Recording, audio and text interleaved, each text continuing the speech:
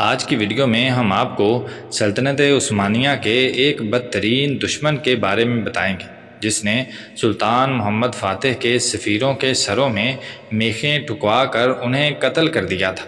اور یہ شخص اتنا ظالم اور اتنا بے رحم تھا کہ اس نے 25,000 قیدیوں کو زندہ نیزوں پر چڑھا دیا تھا۔ اس شخص کا انجام کیا ہوا اور اس شخص پر حملہ کرنے والے عثمانی سلطان کون تھے، ان سب باتوں کو جاننے کے لیے ویڈیو کو آخر تک ضرور دیکھیں۔ پیارے دوستو، ریاست ولاچیا جس نے کوسووا کی جنگ کے بعد سے ہی سلطنت عثمانیہ کی اطاعت قبول کر لی تھی، اس ریاست پر اب ولاد دی امپرل جو ڈریکولا کے نام سے مشہور تھا یہاں حکومت کر رہا تھا، اور دوسری طرف سلطنت عثمانیہ میں سلطان محمد فاتح تخت نشین تھے۔ سلطان محمد فاتح نے بازنطینی سلطنت کا خاتمہ کرتے ہوئے قسطنطنیہ شہر کو فتح کر لیا تھا۔ اس شہر کی فتح کے بعد سلطان نے کریمیا شہر کو بھی فتح کیا۔ اس زمانے میں ولاچیا کے مظلوموں کی دردناک چیخیں قسطنطنیہ شہر تک جا پہنچیں۔ کوسووا کی جنگ میں سلطان نے عیسائیوں کو شکست دی تھی، جس کے بعد سے اب تک ولاچیا سلطنت عثمانیہ کی اطاعت کر رہا تھا۔ سلطان محمد فاتح کے تخت نشین ہونے کے بعد اس ریاست کا امیر ولاد چہارم تھا۔ اس نے کیا کچھ یوں کہ ایک تو سلطان فاتح سے بغاوت کر دی اور دوسری غلطی یہ کی کہ ولاچیا میں موجود عثمانی تاجروں کو اس نے نہایت بے دردی کے ساتھ شہید کر دیا۔ اس کے علاوہ اس نے اپنے ہم مذہب لوگوں کو بھی سخت اذیت ناک موتیں دیں، یہاں تک کہ لوگ اسے ڈریکولا یعنی شیطان کے لقب سے پکارنے لگے۔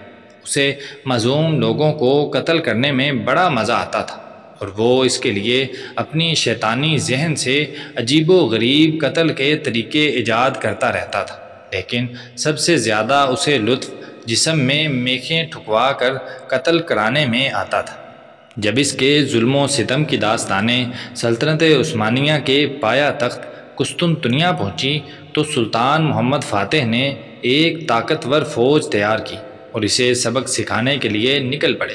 لیکن اس سے پہلے کہ سلطان محمد فاتح اس پر حملہ کرتے، ولاد نے سلطان فاتح کے پاس ایک وفد بھیجا اور سلطان کی اطاعت کا اظہار کیا اور سالانہ 20,000 دکات خراج دینے کا بھی وعدہ کیا، اور اس کے ساتھ اس نے سلطان سے یہ بھی کہا کہ اس معاہدے کی اثر نو تصدیق کی جائے جو عثمانی سلطان بایزید اور امیر ولاچیا کے درمیان ہوا تھا۔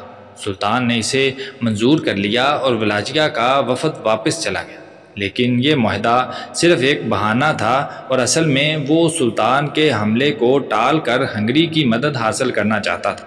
اس لیے سلطان محمد کے واپس جاتے ہی اس نے ہنگری سے اتحاد کیا اور اپنی بدماشیوں کو عروج تک پہنچا دیا۔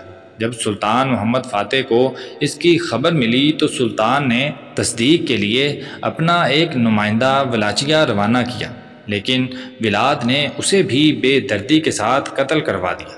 اس کے بعد اس نے سلطنت عثمانیہ کے ماتحت بلغاریہ پر حملہ کر دیا اور وہاں لوٹ مار مچا دی، اور اس دوران اس نے بلغاریہ کے 25,000 باشندوں کو قیدی بنا لیا اور اپنے ساتھ لے گیا۔ سلطان محمد فاتح نے اسے پیغام بھیجا کہ قیدیوں کو رہا کر دیا جائے۔ جواب میں ظالم ولاد نے سلطان کے ایلچیوں کے سروں میں میخیں ٹھکوا کر انہیں قتل کرا دیا۔ جب یہ خبر سلطان محمد فاتح تک پہنچی تو سلطان نے 1.5 لاکھ فوج کو جمع کیا اور اس ظالم کی سرگوبی کرنے کے لیے روانہ ہو گئے۔